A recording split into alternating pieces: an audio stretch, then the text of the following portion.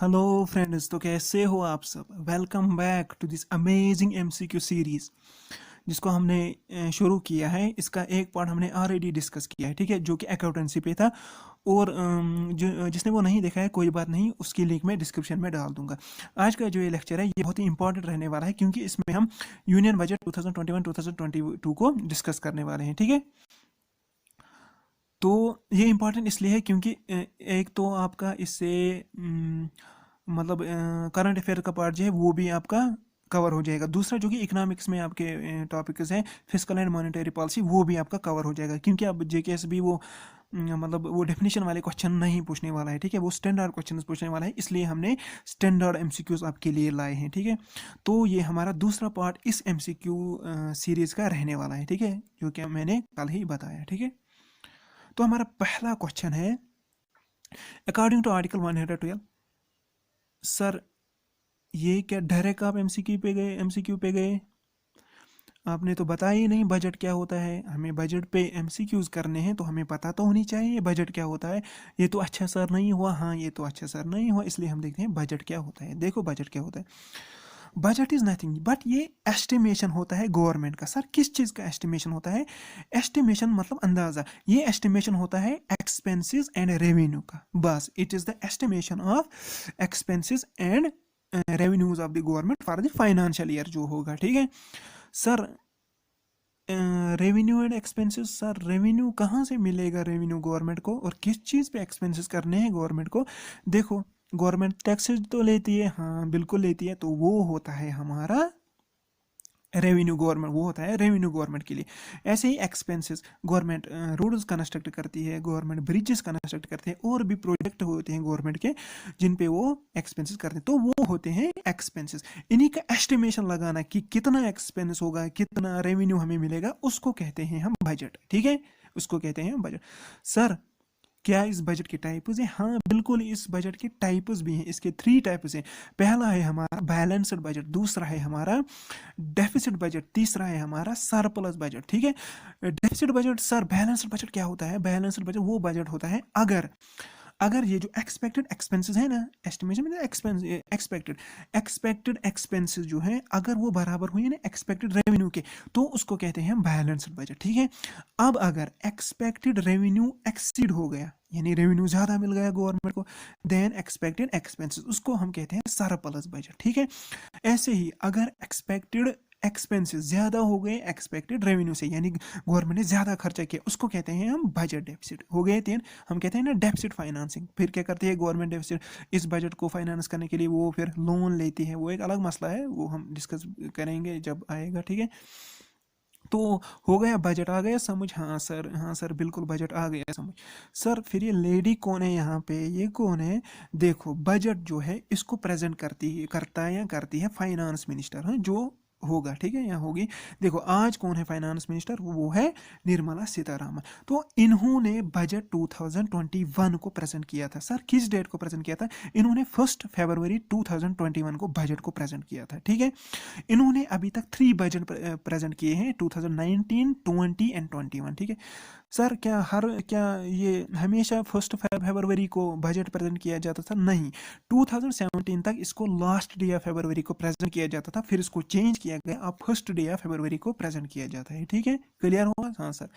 Sir पहला budget कब present किया गया था। पहला बजट 1860 को प्रेजेंट किया गया था बाय जेम्स विल्सन, ठीक है। हो गए इंपॉर्टेंट पॉइंट्स यहाँ पे क्लियर हो गए, ठीक है। सर हाँ अब तो हमें बजट समझ में आ गया कि एस्टिमेशन होता है गवर्नमेंट के एक्सपेंसेस और रेवेन्यू का, ठीक है। सर हाँ अब तो समझ गए। तो हम अब एमसीक्यू पे जाते हैं। पहला क्वेश्चन आपकी स्क्रीन पे ये रहा। According to article 112 of Indian constitution the union budget of the year is also referred as. इसका मतलब है बजट के साथ कौन सा आर्टिकल डील करता है। हमारी कॉन्स्टिट्यूशन में बहुत सारे आर्टिकल है, उनमें से कौन सा आर्टिकल जो बजट के साथ डील करता है वो है 112। बट वहाँ बजट वो नहीं लिखा है, वहाँ पर क्या लिखा है बजट के बदले, एनुअल फाइनेंशियल स्टेटमेंट। क्या, एनुअल फाइनेंशियल स्टेटमेंट। तो हमारा नेक्स्ट क्वेश्चन जो है आपकी स्क्रीन पे, how many textile parks to be set up over 3 years under the scheme of mega investment textile parks. यानी कितनी टेक्सटाइल पार्क्स को सेटअप किया जाएगा ओवर 3 इयर्स, किस स्कीम के under? Mega investment textile parks. Sir ये textile parks क्या होती है? क्या ये वो पार्क्स है जहाँ पे लोग घूमने जाते हैं? नहीं नहीं, ये वो पार्क्स नहीं, बट ये कुछ ऐसी जगह है जहाँ पर हम अपनी टेक्नोलॉजी को इम्प्रूव करेंगे, ठीक है, जहाँ पे हम अपनी अपनी आईटी सेक्टर को डेवलप करेंगे। ये वही जगह है, वही जगह है, इनको हम टेक्सटाइल पार्क्स कहते हैं। तो कितने सेटअप करने वाली है? वो है 7। कितनी है? 7 हो गए ये? हाँ सर हो गया। तो सर कुछ और इन्फॉर्मेशन दो। हाँ, हमारी टोटल जो टेक्सटाइल मतलब पार्क्स थी वो थी 59। कितनी थी? 59। उनमें से 22 को कंप्लीट किया गया है, बनाया गया है, और अब 7 को फिर न्यू ऐड किया गया है, ठीक है। हमारा अगला क्वेश्चन है आपकी स्क्रीन पे, which is correct about vehicle scrappage policy? कौन सा सही है? ठीक है, पहले मैं बताता हूँ ये क्या पॉलिसी। देखो ये गवर्नमेंट की पॉलिसी है जिसमें गवर्नमेंट फिटनेस टेस्ट करेगी व्हीकल्स का, ठीक है, व्हीकल्स का फिटनेस टेस्ट करेगी, कहीं ये ज़्यादा पोल्यूशन तो नहीं कर रही है, एयर पोल्यूशन, नॉइज पोल्यूशन, ठीक है। तो ये उनका एक टेस्ट होगा, ठीक है, उसी को कहते हैं व्हीकल स्क्रैपेज पॉलिसी, ठीक है। और ये जो पॉलिसी है ना, ये इम्प्लीमेंट होगी 1 अक्टूबर 2021 को, ठीक है। इसमें क्या होगा? फिटनेस टेस्ट होगा। तो किन का फिटनेस टेस्ट होगा? एक तो होगा कमर्शियल व्हीकल्स का, ऐसे ही हमारे पास प्राइवेट या पर्सनल व्हीकल्स है, ठीक है। देखो हमारे यहाँ पे ऑप्शंस है, age of the vehicle will be 20 years in case of commercial vehicle, ठीक है। ये जो कमर्शियल व्हीकल्स है अगर उनकी एज 20 है तो उनका फिटनेस टेस्ट होगा। इन केस ऑफ प्राइवेट या पर्सनल व्हीकल्स उनकी एज 15 ईयर्स होनी चाहिए, ठीक है। तो हमें पूछा गया है क्या फर्स्ट वन करेक्ट है, क्या सेकंड वन करेक्ट है, क्या बोथ करेक्ट है, क्या नॉन करेक्ट है, ठीक है। देखो इसका जो ऑप्शन है वो है नाइदर फर्स्ट नॉर वन, ठीक है। बस आप याद रखना यहाँ पे क्या ऑप्शन था, कमर्शियल के लिए 20 ईयर्स को रखा गया है और प्राइवेट के लिए 15 ईयर को रखा गया है, ये ऑप्शन था यहाँ के। बट मैंने क्या कहा? नाइदर वन नाइदर टू, बस ये आप याद रखना। हमारा अगला क्वेश्चन है, what is the outlay of आत्मनिर्भर हेल्थ योजना, ठीक है। ये एक स्कीम है, ये एक योजना है, आत्मनिर्भर हेल्थ योजना गवर्नमेंट की।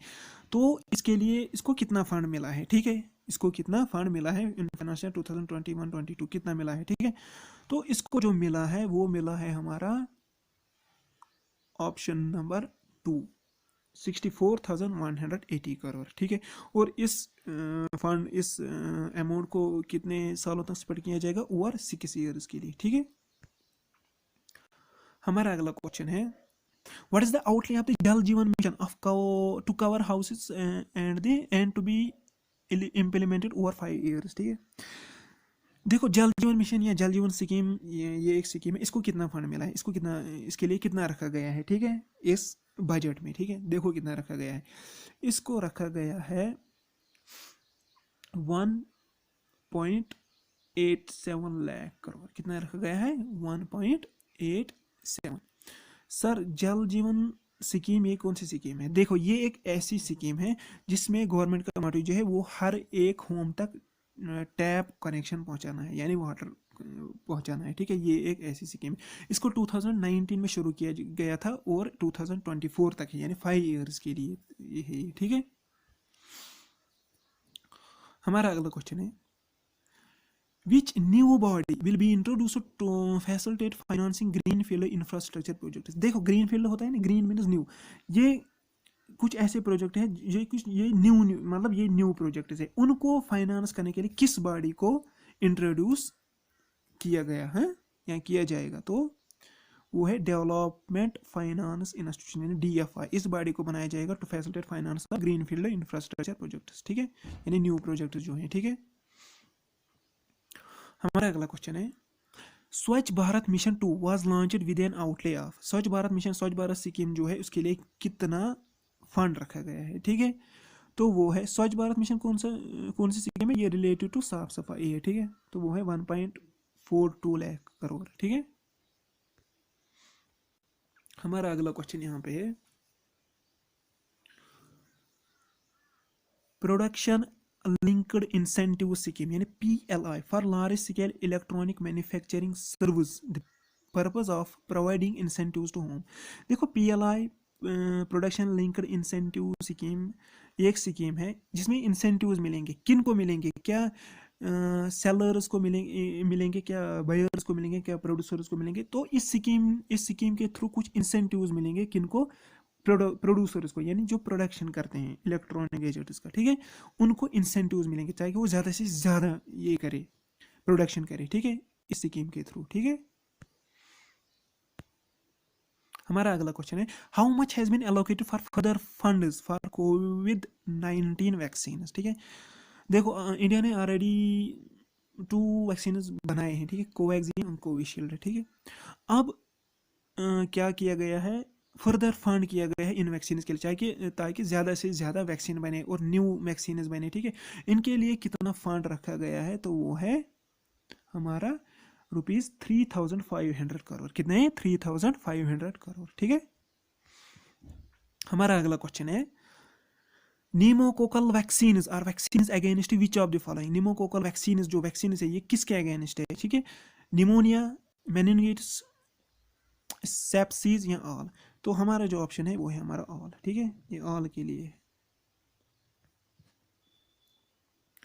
हमारा अगला क्वेश्चन जो यहाँ पे रहने वाला है, the government has raised the limit for foreign direct investment, FDI, foreign direct investment insurance sector to -% from from 49%, ठीक है।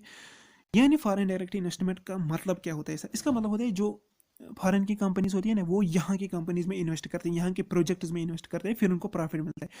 तो पहले वो 49% जो था वो इन्वेस्ट कर सकते थे, अब कितना कर सकते हैं, अब वो कर सकते हैं 74%, यानी इसको इंक्रीज किया गया है, ठीक है, इसको इंक्रीज किया गया है, ये अब याद रखना।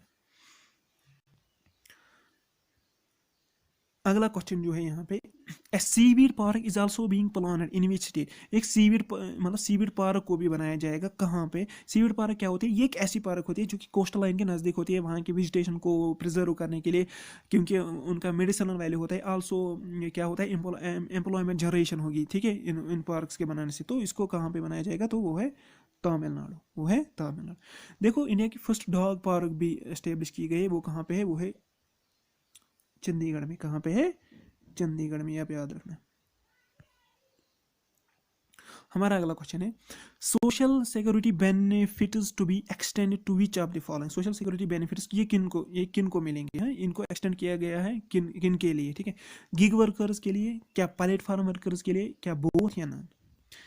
इनको किया गया है बोथ। क्या किया गया है? बोथ। अब आप पूछोगे सर गिग वर्कर्स क्या होते हैं? गिग वर्कर्स मतलब डेली वेजर्स, मतलब अगर वो एक दिन के लिए काम करेंगे ना, उनको उसी दिन की वेजेस मिलेगी, ठीक है। 2 दिन के लिए करेंगे, उसी दिन की वेजेस कम। पर ये जो प्लेटफॉर्म वर्कर्स है ना, इनको मतलब 15 डेज के लिए लाया जाता है, या 1 मंथ के लिए इनका मतलब प्रॉपर से एग्रीमेंट होता है, ठीक है। फिर उसके बाद इनको मतलब सैलरी क्या देंगे उसी हिसाब से दिया जाता है, ठीक है। और इनका क्या होता है, ये दिन भर भी काम कर सकते हैं, या दिन में 1 घंटे भी काम कर सकते हैं, जब भी मतलब काम की ज़रूरत होगी ये तभी काम करते हैं, ठीक है। हमारा अगला क्वेश्चन है यहाँ पे, FM announces scrappage policy for older vehicles will undergo fitness test after. देखो वहाँ पे क्या था, जो हमने पहले क्वेश्चन पढ़ा था, वहाँ पे था 20 years for commercial vehicles, 15 years for private vehicles. But fitness test जो होगा वो होगा, उसका जो लिमिट रखी गई है वो है 20 years for private vehicles and 15 years for commercial vehicles, ठीक है, ये आप याद रखना। हमारा अगला क्वेश्चन है, बजट प्रपोजल्स फॉर 2021-22 है यहाँ पे, sorry 2022, rest on how many pillars. देखो इस बजट के थे ना, वो कुछ बेसिक पिलर्स थे, ठीक है, जिन पे रेस्ट करती है। वो कितने थे, वो बेसिक पिलर्स कितने थे? देखो वो कितने थे, वो थे 6। कितने थे? 6, ये अब याद रखना, बजट 2021-22 के हैं। अब हमारे पास क्वेश्चन है, which among the following is not one of the 6 pillars. पहले ही बताया मैंने 6 बेसिक पिलर्स थे, ठीक है।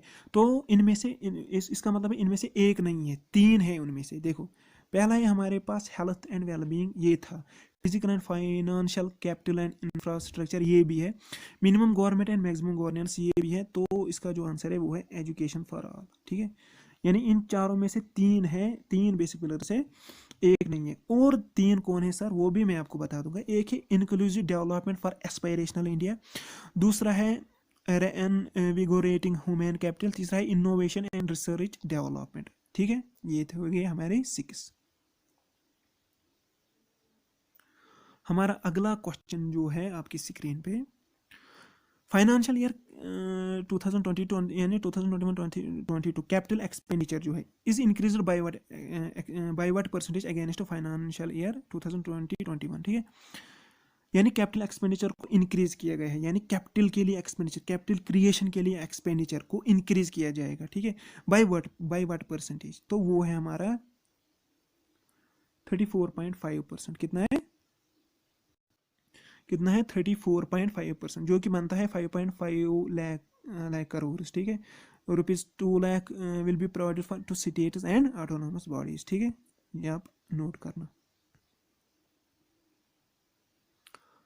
अब हमारा अगला क्वेश्चन है जो कि आपकी स्क्रीन पे है, broad gauge to be electrified by what time, यानी ब्रॉड गॉज जो है इनको इलेक्ट्रिफाइड किया जाएगा कब तक, कब तक। सर ब्रॉड गॉज, ये गाज क्या होता है, हमें तो पता ही नहीं है गाज क्या होता है। कोई बात नहीं, मैं आपको बताऊंगा गाज क्या होता है। देखो, गाज रिलेटेड है टू रेलवे, किसके रिलेटेड है, रेलवे। देखो, हमारी ट्रेन जो है वो किस पे चलती है, वो तो वो दो चीज़ों पे चलती है। ठीक है, इन पे चलते हैं ना, वो इनको क्या कहते हैं, इनको कहते हैं रेल्स। क्या कहते हैं हम, रेल्स। इन्हीं पे आपने तो देखा होगा, सभी ट्रेन में चढ़ते हैं, सभी ने देखा होगा कि वो इन दो चीज़ों पे चलते हैं जिनको हम रेल्स कहते हैं। ठीक है, देखो अब इनके दरमियान, इनर एजेस के दरमियान जो डिस्टेंस होती है ना, उसको हम कहते हैं गॉज। क्या कहते हैं, गॉज। सर अब तो हमें समझ बिल्कुल आ गया गाज क्या होता है।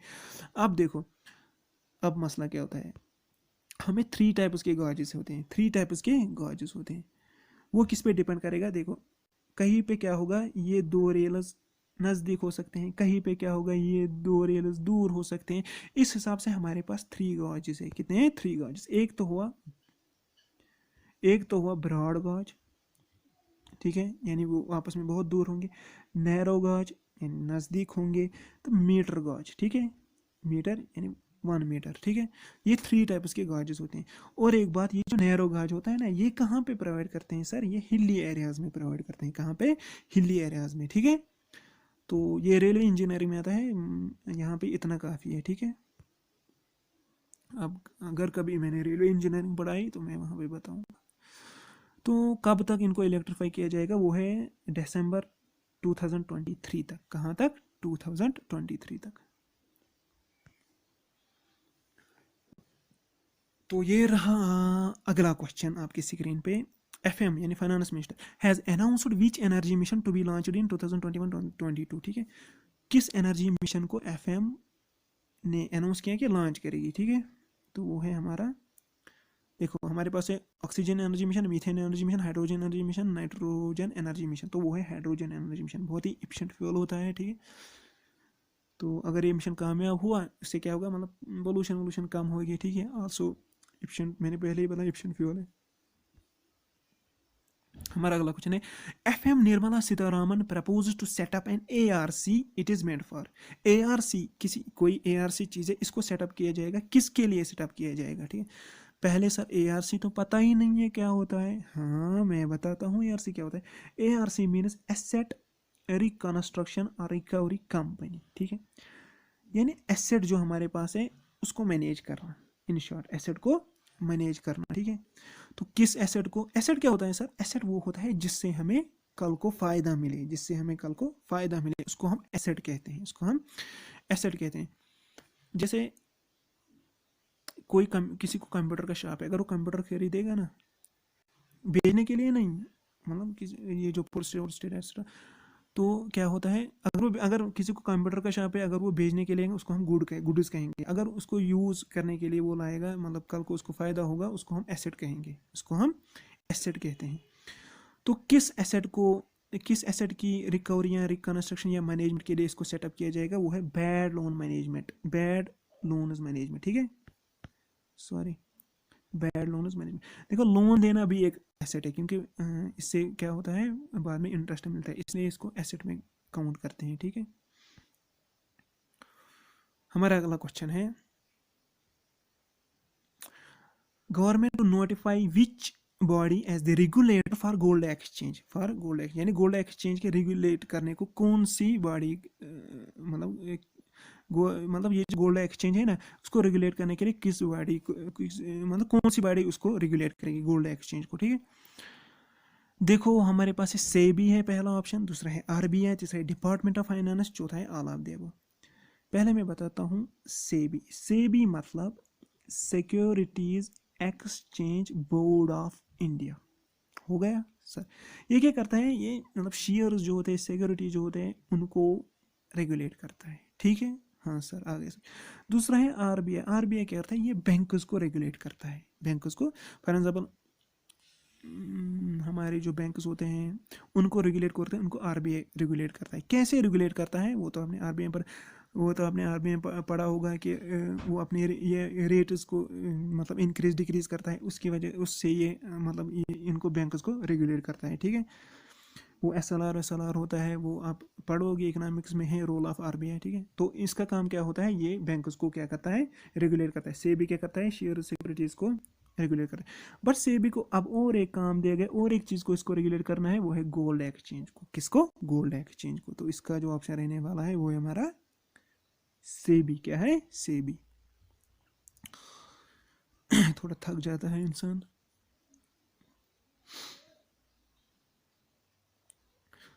तो हमारा अगला क्वेश्चन है यहाँ पे, एफएम हैज, ये वो एफएम नहीं है फ्रीक्वेंसी मॉड्यूलेटेड बैंड जो है, एफएम जो आप सुनते हो, ठीक है, ये वो नहीं है।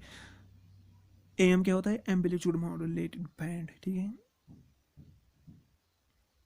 चलो चलो, FM has announced to protect home from, viable नहीं है ये, डबल है, क्या है, double, DOUBL, from double taxation, ठीक है। Has announced to protect home from double taxation, है यानी किसको बचाया जाएगा डबल टैक्सेशन से। क्या वो फॉरेनर्स हैं, क्या वो एनआरआईज है, एनआरआईज मतलब नॉन रेजिडेंट इंडियंस, ठीक है। क्या वो इंडियन सिटीजन है, क्या वो ऑल ऑफ द अबव है। तो इसका जो आंसर है वो है एनआरआईज। क्या है, एनआरआईज। इनका क्या होता है, बेचारे का क्या होता था, ये जो कमाते थे फॉरेनर्स में अगर कमाते थे, वहाँ पे भी इनको टैक्स देना था, फिर यहाँ आते थे यहाँ पे भी इनको टैक्स देना था। इसलिए गवर्नमेंट ने क्या किया, इनको अगर इन्होंने फॉरेन में टैक्स दिया तो इनसे नहीं दिया जाएगा, यानी डबल टैक्सेशन से इनको बचाया जाएगा, ठीक है, प्रोटेक्ट किया जाएगा। हमारा अगला क्वेश्चन जो है, जो आप देख सकते हो, which among the following is the biggest source of revenue for government in financial year 2022 21-22, ठीक है। रेवेन्यू तो मैंने पहले ही बताया, टैक्स से आता है हमारा रेवेन्यू। फिर टैक्स के भी टाइप्स होते हैं, ठीक है, ये आप पढ़ोगे टैक्सेशन में। डायरेक्ट टैक्स होता है, इनडायरेक्ट टैक्स होता है, ठीक है। डायरेक्ट टैक्स, इनडायरेक्ट टैक्स वो जिसको मतलब जिस पे अगर ये किसी पे इम्प्लीमेंट है, इसको फिर फॉरवर्ड करता है दूसरे पे। डायरेक्ट टैक्स को हम नहीं कर सकते फॉरवर्ड, जिस पे ये होता है उसी को देना पड़ता है। लाइक हमारा इनकम टैक्स है, डायरेक्ट टैक्स इनकम टैक्स में आता है। इनडायरेक्ट टैक्स में क्या आता है, हमारा जीएसटी आता है, ठीक है। जीएसटी क्या होता है, GST means goods and service tax, यानी जो हमें गुड्स और सर्विस पे टैक्स देना होता है, ठीक है, उसको हम कहते हैं जीएसटी। और ये वन नेशन टैक्स है, ये हर एक को देना पड़ता है, चाहे वो गरीब हो चाहे वो अमीर हो। पुअर को पता नहीं होती है मैं टैक्स देता हूँ, बट वो देता है। जब वो जाता है दुकान पे, वहाँ से कुछ चीज़ें लाता है, तो उन पे वो टैक्स देता है, उसको पता नहीं होती है बट वो टैक्स देता है। इसलिए हर एक को ये टैक्स देना पड़ता है, ठीक है। तो बिगेस्ट सोर्स ऑफ रेवेन्यू क्या है गवर्नमेंट का, हमारा ये मतलब क्वेश्चन था। ऑप्शन है corporation tax, GST, income tax, excise duty. तो इसका जो आंसर है वो है जीएसटी। क्या है, जीएसटी। क्योंकि जीएसटी से जो रेवेन्यू मिलने वाला है वो है 15%, यहाँ पे मैंने लिखा है 15%, ठीक है। इनकम टैक्स से 14% और कॉरपोरेशन टैक्स से 11%। कितना, 11%। अगला क्वेश्चन आपके स्क्रीन पे रीड कीजिए। Which among the following is the biggest expenditure for the government in financial year 2021-2022? ठीक है, तो किस पे ज्यादा एक्सपेंडिचर होने वाला है, ठीक है। तो वो है क्या डिफेंस है, क्या CSC है, क्या सेंट्रल सेक्टर स्कीम्स है, क्या इंटरेस्ट पेमेंट्स है। तो बहुत सारे यहाँ पे जो ऑप्शन पे क्लिक करेंगे वो करेंगे डिफेंस, है ना। बट डिफेंस नहीं है, वो है हमारा इंटरेस्ट पेमेंट्स। किस पे? जो इंटरेस्ट पे, जो इंटरेस्ट देना होता है, फॉर एग्जाम्पल लोन लिया उस पर इंटरेस्ट देना होता है, ठीक है।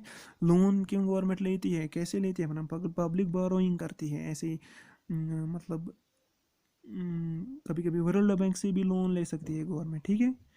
तो उसके इंटरेस्ट, फिर जो इंटरेस्ट देती है उसको कहते हैं इंटरेस्ट पेमेंट्स। तो यही है बिगेस्ट एक्सपेंडिचर फॉर गवर्नमेंट, ठीक है। हो गया क्लियर? हाँ सर, हो गया क्लियर।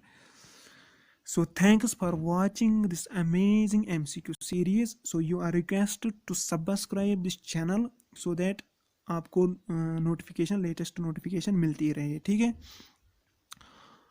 और एक बात, मेरा जो पार्टनर है वो थोड़ा बीमार है आज, प्लीज़ प्रे फॉर हिम, ठीक है, ताकि वो जल्दी ठीक हो जाए, हम ज़्यादा से ज़्यादा MCQs को अपलोड करें, ठीक है। Thanks and thanks for watching.